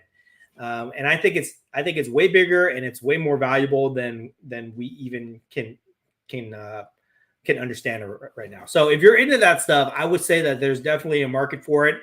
If they're remaking the cards and they're turning it to chrome, which is what Topps is doing right now, then there's going to be a big market for that stuff because that's what people want. People want modern interpretations of the things that they loved as kids. Just like with Star Wars Galaxy, when they made Galaxy Chrome cards and everything blew up and all these superfractors are going for tens of thousands of dollars because they're chrome, because they're numbered parallels. Same thing will happen with Garbage Pail Kids, I'm sure. Exactly. And I think they're starting to do that with the wacky packages. Remember those? Our stickers as well. Adam, Trader Griffs, you see the Bowman Chrome set that is coming out is going to have some first Bowmans of legendary Hall of Famers. I heard Babe Ruth Superfractor going to be in there. I saw a pic of a Clemente. That would be awesome. We have a mutual friend that had a a Babe Ruth 1/1, but that was out of the Panini, right? Yes. So and did pretty well. Okay, so I've heard about this, and somebody's got to educate me because I don't understand the excitement around this, to be honest. Because there's modern Babe Ruth 1/1 cards, right? There's Panini makes them. Panini makes like the black finite, the gold vinyl. But remember that they're unlicensed, so they're not going to have like the Yankees. You can't see the Yankees hat on Babe Ruth's hat. But there are modern 1/1s of these guys. So the whole emphasis about these cards that they're making a big deal about, they're saying that this is the first Bowman card, and Bowman is a big brand in baseball, I guess. Right. Right. I don't know. I'm not getting super excited about it. I'm not a baseball card collector. Neither am I, but I'm saying that's pretty cool. It's still going to be like, imagine getting I'd like to see it. I'd like to see Chrome, The Rock, or Andre the Giant, Ric Flair, Hogan. Just like you said, these are the legends of baseball. I wouldn't mind having a legend superfractor of a guy that I really like. I think it'd be cool. So we'll see. We'll see what those look like. Maybe I'll get more excited once I see them. Eric Stanley, American Dream, Dusty Rhoda was all my all-time favorite. Dusty, yes, he was. Cousin Collectibles podcast. It went for $9K. What was that? Okay, I thought I tapped out at. I think I tapped out at like 30. Clemente? Yeah. Oh wow! I didn't even. Let me just correct that. I didn't even bid, but when I stopped looking when it hit 3,500, I thought it was 57 with buyer premium, but I guess it went to $9,000. That's a lot. Which shows me again. I think something's happening with these Type 1 photos. I think a lot of people are getting into them right now, so there's going to be a lot of competition with those. Yeah, it was a lot of talk at the National for sure. But then when you're buying like non-sports, what do you look for? Again, something very unique as well, different than the normal. Yeah, with the non-sports, it's just way harder to find Type 1 photos of things, Like I had the Hulk Hogan ones. Good luck finding a Type 1 Hulk Hogan photo. I'm sure they're out there, but they're like they're probably sitting in a box somewhere. Nobody's like found them yet, right? No, I can't find any Andres either. Yeah, so like the entertainment stuff, the non-sports stuff, it's way, way, way harder to find, but I think they're much more interesting. Yeah, and I think the biggest sales of the Type 1s I've seen on eBay aren't from sports. It's actually from NASA photos, like the Earth and Moon and rockets in space. Interesting. Yep. Junior, your personal card collection, how can you enjoy them without them being displayed? It's a shame to keep them locked up in a case. I just like to talk about it, Junior. That's true. I like, as you can see on display here, I like to have things on display, but you can't have all the cards on display, so you have to put them in the box. But for me, it feels like it's like when I collect toys too, and you put this is the common problem that a lot of toy collectors have is you buy the toy and you don't display it and you put it in your closet or you put it in a cardboard box somewhere. It's the same thing, right? I do that too. Yep. You want to own it and you have it, but you don't really get to enjoy it. So I think that's an issue with cards too. But I mean, what can you do, right? There's only so much space out there. John Holt, the best show. Thanks, John. Appreciate it. What happened to Hung? I blocked him. He was mouthing off again. So if anybody knows who a Hung is, you tell him he had a chance. He's going to be on that list of people that have been blacklisted from the site. And let me just add this here too, because we did have some people reach out that want to become unblacklisted from. Oh yeah, we haven't talked about that. So I'm going to say this. All right, the reason I ever block people from the chat or for any reason at all is if you're going to be an ass, that's it. You're gone. You don't get the right to interact with us and watch our content and be dicks about it. I'm sorry. There's no. It's a privilege. Okay, it's a privilege to be able to do that and interact with somebody and watch their stuff. But you got to be respectful. If you're not going to be respectful, then I'm just going to cut you out. Okay. And if you're making fun of us, then, there's no loss for you because you didn't even appreciate it in the first place. Yeah, but what would you expect if you went on someone else's stream and you started harassing them? Yes. There's no not engage. There's no right for us to sit here and take any type of harassment from any idiots that are just looking to start some trouble. So anyways, that's why I always block people. But look who, I'm going to say one thing though. Look who does get a lot of notice, the people who want to engage us, who want to be engaged, where they ask the questions and we say their names constantly. So, I mean, there's a few people on here. I've said their names 50 times already tonight. 52 people in the chat right now. And we every week we try to get to almost every comment, unless the comment is like inappropriate or redundant or something like that. We pretty much get to every single comment on here, and we love to engage with people because that's what we do. Right. But we're not, I'm not, Merlin is a little bit easier. Merlin doesn't block as many people as I do. No. He's way nicer than me. But for me, I'm just not going to put up with anybody's shit. I'm not going to do it. Okay. You don't have to. However, I will say this. I do hold grudges, but I am. Yes, he does. I am a forgiving person to an extent. So if anybody, because I know people have reached out to you, Merlin, and have many times, many. To get me to unblock them. And I'm not opposed to that, but I'm sure Hung was one of them. This is one of his, he lost his opportunity. He lost his opportunity to be part of the Between Two Slabs army here. But basically, if anybody wants to get back into the chat, the requirement, the penance you have to pay is you have to make a public apology for it. Okay, I want to see a public apology for being an asshole, and then I will let you back into the chat. Okay? So how you know they gotta tag it up. They gotta tag okay, it. there you go. That's what I was trying to get at. Video, they better make a public apology on YouTube. Make a whole video about it. Okay, that's the only way I let you in. Otherwise, sorry. You know, make a new account. Make a new account. You can come in as this total anonymous dude, but if you act up again, you're gonna get kicked out. I'm going to have to make a short of this one so people can see this on my post, because I'm tired of explaining every single week to these people that they don't get it. They don't understand why they're being blocked by the great curator. I just, all I do is make fun of him and call him names. Why is he blocking me? You know, I know, that's what I said. Like, get the F out of here. Wait a minute. Man. You know, like these people they have like no common sense, no manners at all. One thing that I really hate. What are you supposed to say is thank you? Yeah. Thank you so much for that. I hate rude people that just think that they're entitled enough to just go out there and be rude to people and have no type of repercussions for that, no type of pushback for being rude and obnoxious. Forget it. I can't do it. Well, I think they're keyboard warriors, vigilantes of the internet. For what? You know, like that guy that was in here. You have to respond. Yeah, exactly. Right. I rather respond to the people that deserve a response and engagement versus wasting my time for other people. You know what I mean? But anyways, okay. So if you want back in, you gotta make a public apology. That's right. That's the only way. Okay, so that wraps everything. Do you want to give any shout outs before we end this? Hey guys, Dan, thanks for your help last week. I'm just 26 away, folks. I keep getting 2 added, but two keep getting removed. So I don't know what the hell's going on unless Dan's controlling this, curator. Okay, when you get there. But I'm only 26 down to 1,000 subscribers on Merleworld cards on YouTube.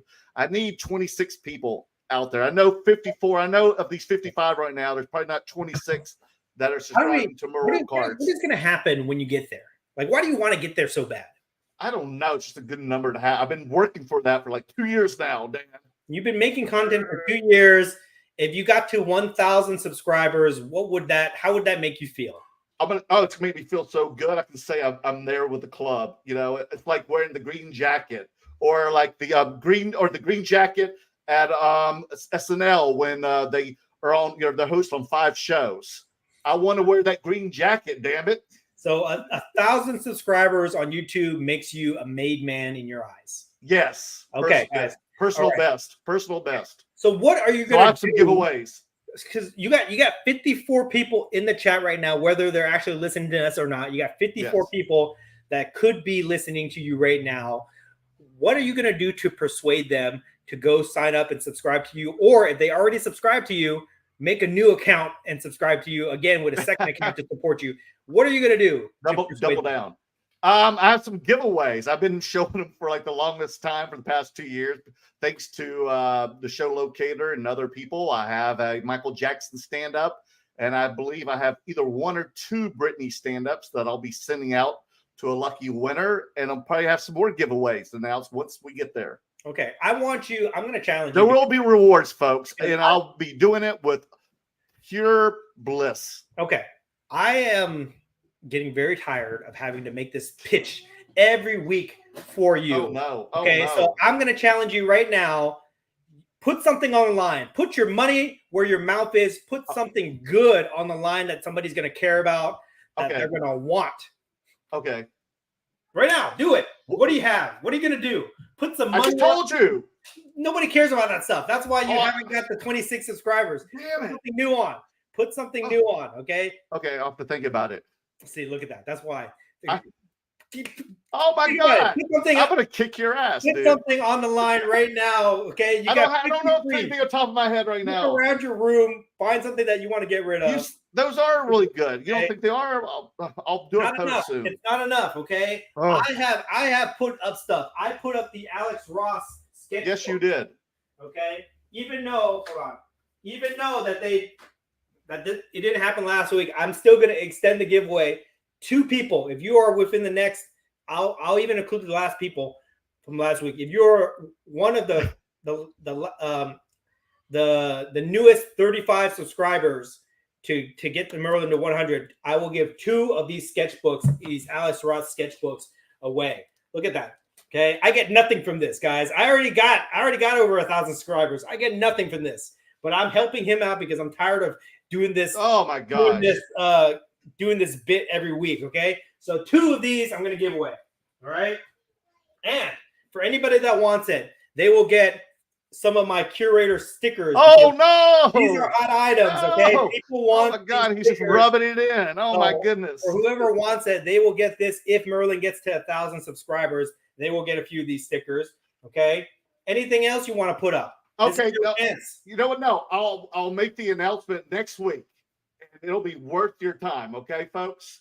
So make sure we tune in next Tuesday, and I'm going to have some big announcements for a giveaway. How about that? We're going to leave it a cliffhanger. You will not be disappointed. Dan, you will not be disappointed. I'm going to throw one more out there. Okay. I'm going to say that you have to give to the person who gets to 1,000. Okay. Whoever is number 1,000, you have to, well, this might cause a problem here, to be honest. Ooh, okay. That's a good idea. What's okay? Of the next 35 people, let's just say of the next 35 people, you have to contact them personally. Say thank you. You pick one person, right? Okay. Whoever you want. Okay. Contact them, thank them personally for their support, and then you can decide at that time you're going to give them a care package. A good, I'm talking like a United States Postal Service medium-sized flat rate box, whatever you can fit into that box. You send that as a care package. How'd you know that's all I have in here? Okay? That's all I have is a medium flat rate box. Make a big public post about this. Will do. To thank all those people. Okay. Sounds good. You guys have heard it. All right. Let's get this man to 1,000, please. And then after that, you better shut the hell up, Merlin. I don't want to hear 1,500. I don't want to hear 2,000, 2,500. Just when we get there. Come on. I hear it all the time from you. You get that 1,000. That's it. No, we don't talk about this anymore. Guys, please, so we can move on. Go subscribe to him if you have not subscribed already. And if you already have, please make an account. Go use your friend's account. Go use your wife's account. Go use your whatever account. Let's just get this man. He's 26 subscribers away. We can easily do this. Let's get him into the monetized club, and then we can be done with this. $5 a month, baby. Let's do it. Michael just subscribed right here. Merlin's great. I was just being lazy. Lazy about what? Okay. Carlos, open another account. Oh my goodness. So you're getting it. I know Adrian has like 10 accounts. Yes. All right. So that's the last pitch, guys. We got nothing else to talk about. We're already over 2 hours. This is way too long. Thank you guys for hanging out with us. That's it. That's all we gotta say. Let me just hit this thing here. We'll see you guys next week, right? Yep. Okay. Say bye, guys. Next Tuesday, Bet Champ. Bye bye.